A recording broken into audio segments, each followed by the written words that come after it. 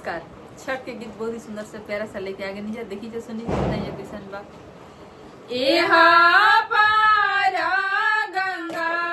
ओहा पारा जमुना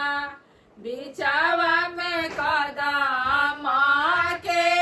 पेड़ बिछावा में कदम के पेड़ ताही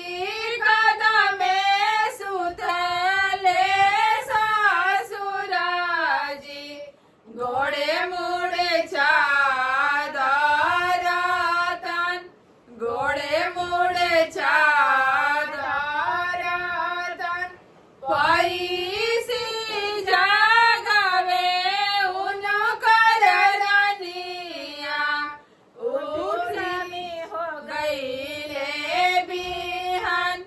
उठी स्वामी हो गईले बिहान उठी स्वामी दुही घेनु गईया भइले अरघिया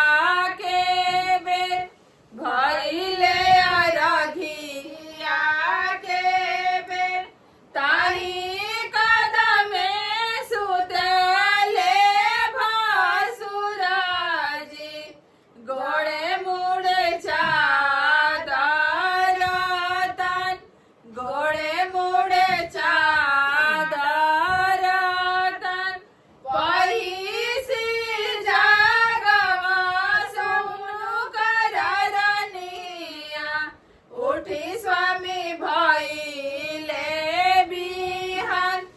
उठी स्वामी भइले बिहान उठी स्वामी दुही धेनु गईया भइले अरगिया के बेर भये समझवतिया के बेर उहे कदमे सुतले देवराजी गोड़े मुड़े चादर तन गोड़े मुड़े चादर तन ताही कदमे सुतले बालमाजी गोड़े मुड़े चादर